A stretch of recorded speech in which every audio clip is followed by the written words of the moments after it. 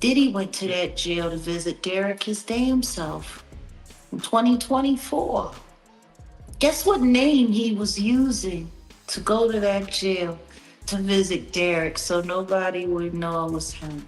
Music mogul Sean Diddy Combs facing more time behind bars. His release date pushed back to June of 2028 instead of May of that same year. Sean Diddy Combs is sitting in a federal cell right now, supposedly focused on rehab, routine, and staying out of trouble. But according to Jaguar Wright, that's not what's happening behind the scenes at all. She says Diddy isn't just watching the headlines, he's sending messages. And the person he's most worried about isn't a prosecutor or an investigator. It's her. Before we get into how those threats supposedly reached her from inside a prison, we need to go back to the part of the story most people forget. The buried Detroit case. The one Jaguar says Diddy has spent decades trying to erase. According to her, everything started with an old incident report from the late 90s, one she claims actually lists Diddy as the assault suspect. She says that document was sealed, unsealed, then left sitting in a clerk's office under different names on the same case number, almost like someone hoped nobody would ever find it. And she insists that when you read it closely, you understand why. She says a rape kit tied someone's DNA to a male victim. She says the man who took the fall, Derek Lee Cordell Smith, begged a judge to admit what really happened. And she says those transcripts include a moment where the judge allegedly told Derek, "You have been framed," then sent him straight back to his cell anyway. The incident report identifying Sean Combs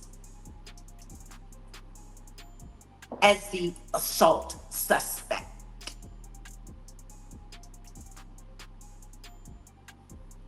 Well, do you understand what that means? Hey, Do you understand what that means? What I'm holding right here in my hand in this device that I uploaded for protection of the records.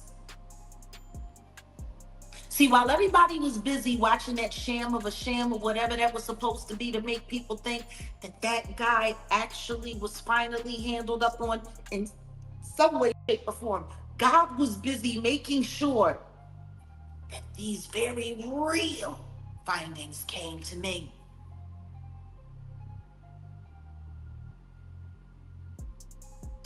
Do you see what I'm telling you? no, definitely. There's a great kick. And the diddler is the assailant. His DNA found inside a man. Defendant Derek Cordello Smith said, "Your Honor, I want to say this much. My mother is going to have to hear me say lies. And then she's going to think that I'm this type of person that I'm not. I'm not this kind of man that you people are forcing me to be. I want it to be clear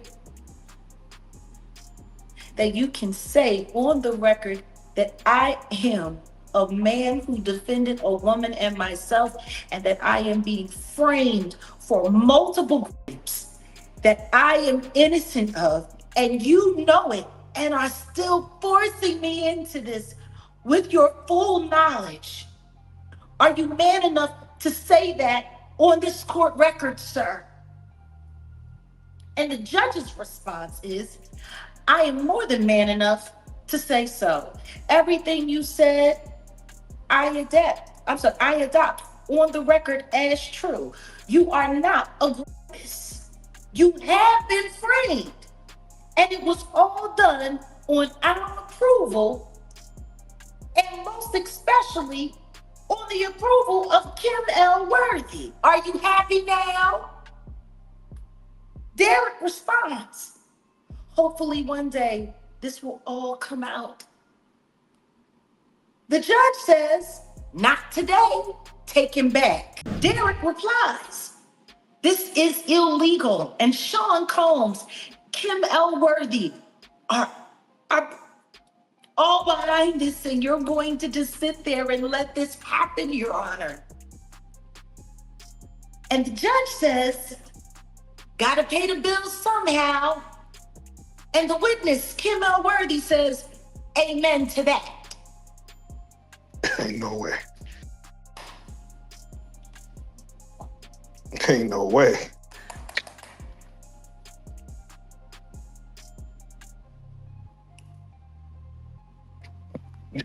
Damn.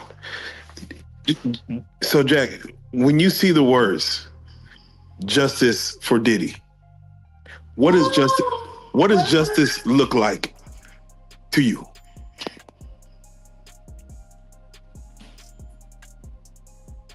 I don't know if that's even possible. Because if he was able to pull this off before he was a billionaire, look at what we got going on now. See, this is bigger than anything that any of us can talk about.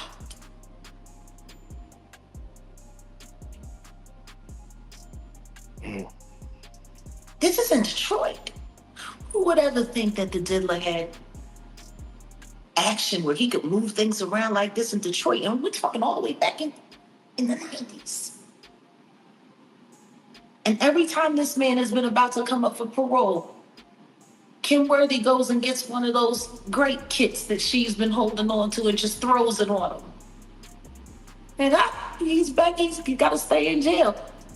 You don't remember right after Diddy was taken into custody, that story that came out about the inmate that sued him for $100 million and won on a default judgment? Y'all don't remember hearing about that right after he was arrested?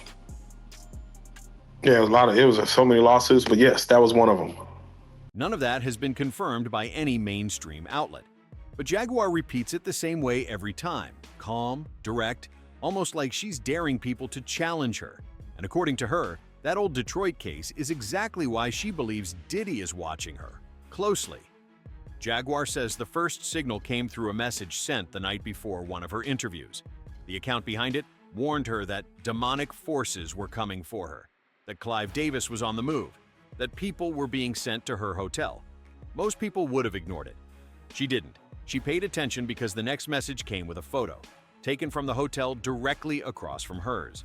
The camera was pointed straight at her window. From there, things escalated quickly.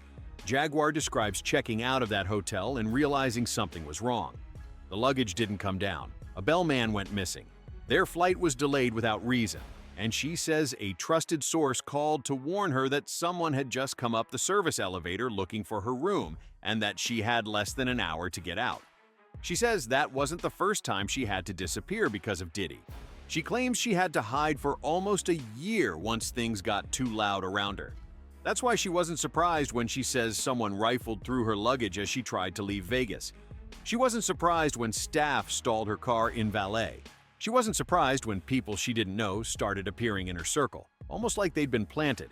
And in her mind, all of that connects back to the Detroit case and the stories she says Diddy never wanted anyone to repeat. Diddy went to that jail to visit Derek his damn self in 2024. Oh, wow.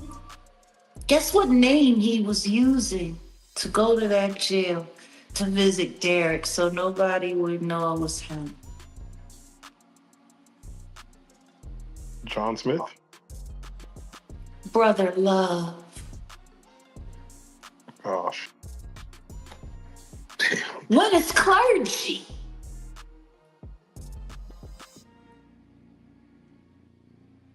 Damn.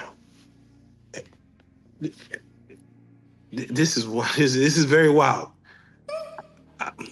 What made you? Guess where he went? Just a couple of days before HSI raided all of his properties. Me. What do I think about the powers that be? What you want me to think? Oh, wait.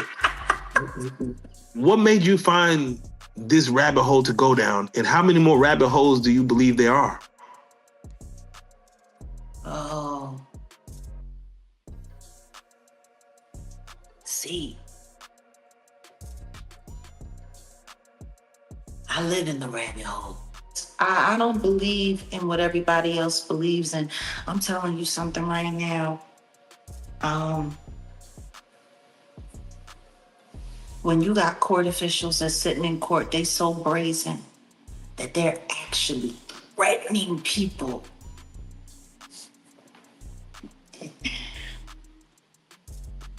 That's very brazen. Do you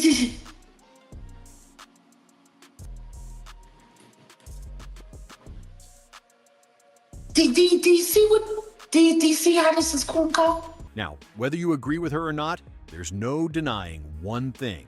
Jaguar has been consistent. Every time she speaks about Diddy, she sticks to the same names, the same timeline, and the same details. She says Diddy is tied to the Bula, that he moves through attorneys and fixers who operate quietly behind the scenes, and that those same people handled problems for him inside Bad Boy Entertainment. She's named TD Jakes. She's named industry executives. She's named assistants who she claims were there at parties where people were recorded without knowing, where freak-offs happened, where drugs and money moved through private rooms. Jaguar says Diddy didn't just run a label, he ran a machine. One that could make or break careers, one that could blackball artists, and one that could bury cases long before the internet existed to expose them. And she says that machine is still running, even with Diddy behind bars. That's where the threat comes in. According to Jaguar, someone close to Diddy reached out with a message, not a public statement, not a lawyer's email.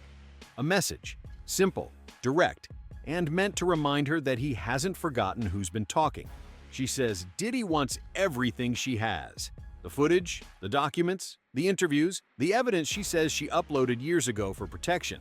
She claims he wants it gone before something inside that Detroit case lines up with what investigators are searching for today.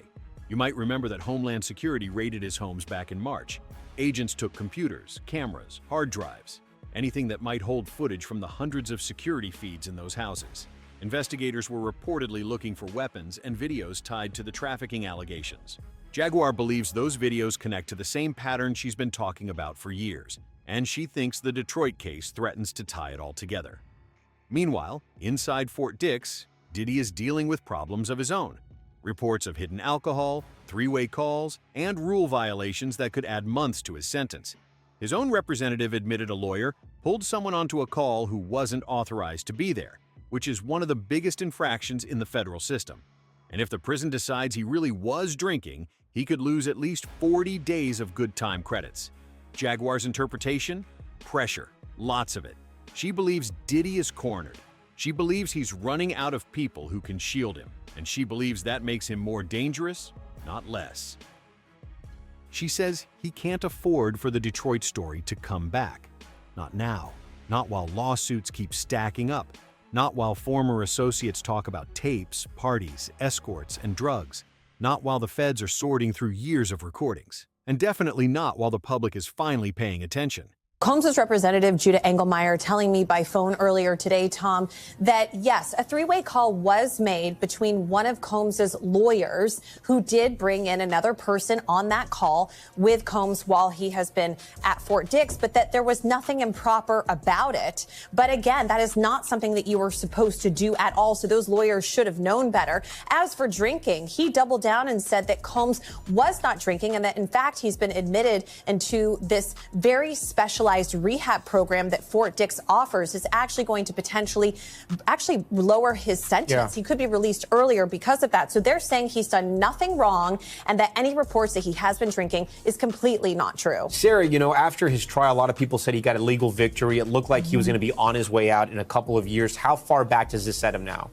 Well, we don't know yet, Tom, because you still have due process rights in prison, right? So there's going to be an incident report if he, in fact, was drinking or there's an allegation. Then he's going to go to hearing. And if he's found guilty of it, then there's going to be sanctions. The sanctions could be that he could essentially be thrown in the hole, the SHU, the special housing unit. He could lose his privileges, and he could lose at least a minimum of 40 days of time credits, which is big. And I want to say this.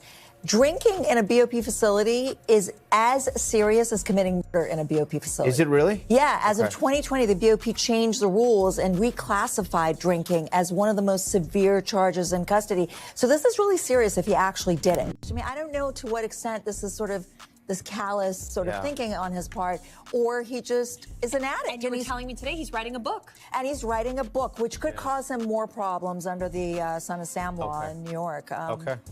If he's monetizing on his crime. This is all absolutely terrible if true. I mean, Combs made such a big deal about wanting to go to Fort Dix. Yeah. He's trying to get out sooner than the 50 months in prison, Tom. The idea that he would be violating rules left and right within 2 weeks of getting there is really unfathomable after, again, listening to him cry and sob in front of the judge just recently saying, I want to do good, I'm sober, and I want to be released to go home to my family. So again, and like you said, President Trump, he doesn't like drinkers, okay? He doesn't drink himself. His brother was an alcoholic, and so he has very strong opinions about that. He's talked about it, and if Diddy's seeking a pardon from President Trump before the new year, this is not a good look. So the question isn't whether Jaguar is telling the truth about every detail.